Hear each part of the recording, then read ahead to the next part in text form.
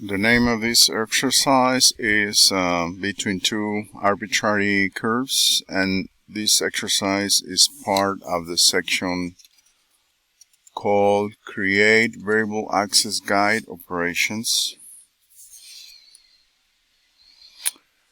In the Variable Guiding Curves dialog box in the Drive Method group, click Edit. Obviously, I need to go back because there are no toolpaths here, so I need to go back to the first operation. If I'm not mistaken, I went to Home, Create Operation,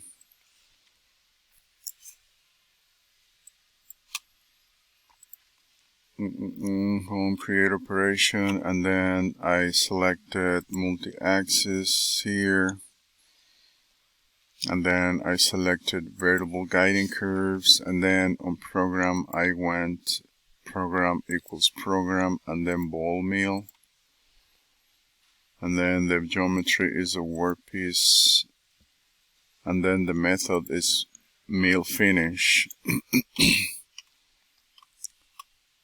And then the name is Constant Offset Zigzag, but we're just gonna leave it like the way it is because the name is not important.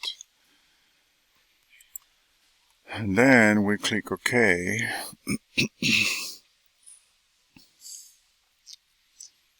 Now we select the part because there is no part selected here. That's the part. And then we want to select the cut area. This is the area here.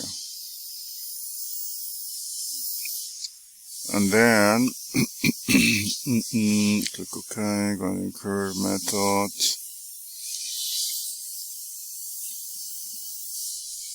We already did that, and then here in the Guiding Curve, Driving Metro Drive, Pattern, Constant Offset. Constant offset should be selected here on pattern type. That's good. In the guiding curves group, select the highlighted curve. So we need to select this line here as the guiding curve, and then in the cutting group for step over, select exact. In the cutting group, I forgot where that is.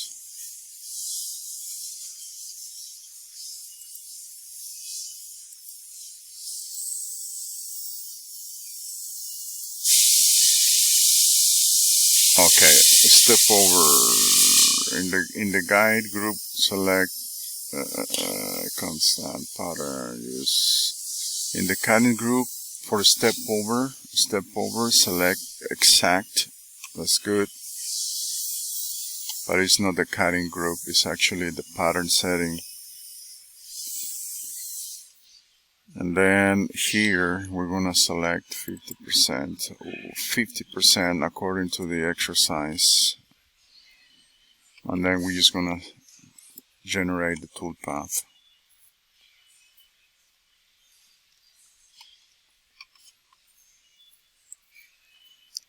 Okay, so now that the toolpath is generated, we are going to the correct exercise, which is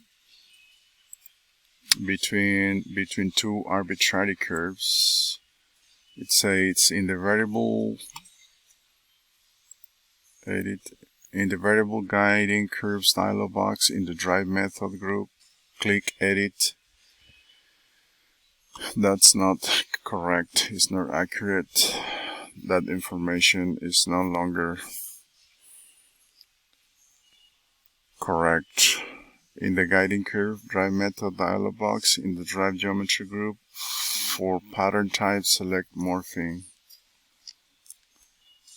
Okay, so pattern type, select morphing here.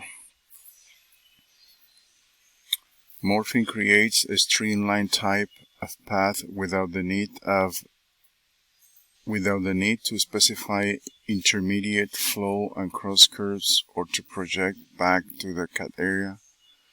Also, the tool is always positioned tanto, the surface without the noise, sometimes associated with that option. In the Guide Curves group, expand the list and select Guide 1 and Guide 2. Expand the list. Okay, but before we need to go to Layer Settings. And we need to make sure that we have these two curves active. So we're gonna select this one, and then we're gonna select. Okay. Select one of the highlighted curves. Okay, we're gonna select that one. You can also select arbitrary guide curves on the cut area. These curves are extended and contain the pattern. Click Add New Set. We're gonna click on Add New Set. In the Guide Curves group, select the other highlighted curve, which is this one.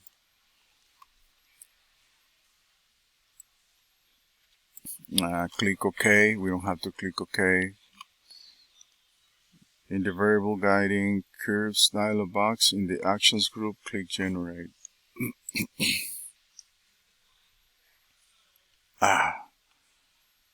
That's not right. Something is not good.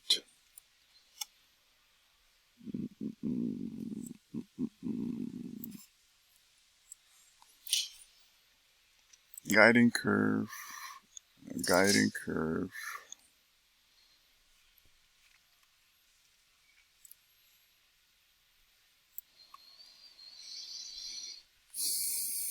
Okay, drives in the guiding curve group.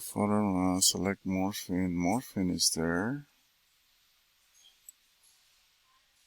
So why is doing this?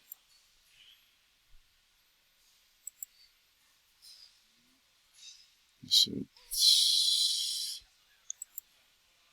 a long guide?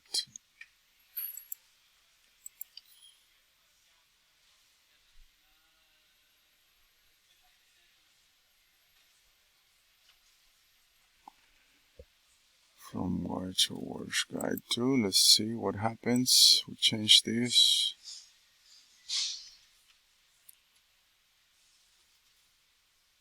I see. Because I have. Okay, we're gonna delete this line. And we're gonna delete this line.